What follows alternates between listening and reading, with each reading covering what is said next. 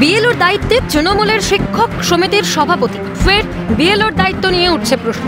মালদার ইংরেজ বাজার পুরসভার 101 নম্বর বুথের বিএলও হিসেবে নিযুক্ত করা হয়েছে আশিস মণ্ডলকে। তিনি ঝলঝলিয়া রেলওয়ে হাই স্কুলের শিক্ষক। বিএলও পদে নিযুক্ত হয়েছিলেন 4 আগস্ট। অন্যদিকে চলতি মাসের 8 তারিখে তৃণমূল মাধ্যমিক শিক্ষক সমিতির জেলা সভাপতির পদ পেয়েছেন। এসআইআর কার্যকর হতে বাড়ি বাড়ি গিয়ে এনুমারেশন ফর্ম বিলি করছেন ও জমাও নিয়েছেন তিনি। ঘটনার প্রতিবাদে পথে নেমেছে বিজেপি। অভিযোগ জানিয়ে জেলা শাসকের কাছে ডেপুটেশনও জমা দেয় তারা। এখানে আমাদের হাতে যে তৃণমূল শিক্ষা সেলের দেখতে পাচ্ছেন, যে তৃণমূল শিক্ষা সেলের যে লিডার প্রেসিডেন্ট, তিনি বিএলও নিয়োগ হয়েছেন।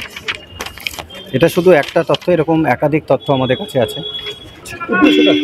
উদ্দেশ্য একটাই, যে এসআইআরকে হতে দেব না, এবং ডিএম ম্যাডামকে একটা অনুরোধ আমরা করব যে বিএলওদেরকে আপনি বুঝে নেন, কারণ ডিপার্টমেন্টাল বিষয় আছে। আর তৃণমূল কংগ্রেসকে বিষয়টি নিজেই প্রশাসনকে জানিয়েছেন বলে দাবি বিএলও আশিস মণ্ডলের।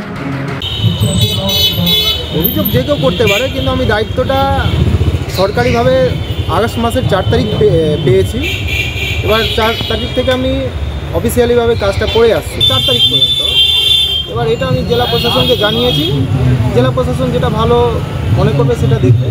অভিযোগ ভিত্তিহীন বলে উড়িয়ে দিয়েছেন জেলা যুব তৃণমূল কংগ্রেস সভাপতি। পাল্টা বিজেপিকে চ্যালেঞ্জ ছুড়ে দিয়েছেন তিনি। মূর্খ লোকের উত্তর না দেওয়াটাই ভালো। বিএলও হিসাবে যারা কাজ করছেন তারা সরকারি আধিকারিক হিসাবেই কাজ করছেন, এর সাথে তৃণমূলের তো কোনো সম্পর্ক নেই। ক্ষমতা থাকলে একটা তৃণমূলের লোকের গায়ে হাত দিয়ে দেখা, তারপরে আমরা দেখব। নির্বাচন কমিশনের নির্দেশ অমান্য। কমিশনের নির্দেশ অনুযায়ী বিএলও হতে পারবেন সরকারি কর্মচারী বা আধিকারিকরা, কিন্তু রাজনৈতিক দলের সঙ্গে যুক্ত ব্যক্তি কিভাবে বিএলও হতে পারেন?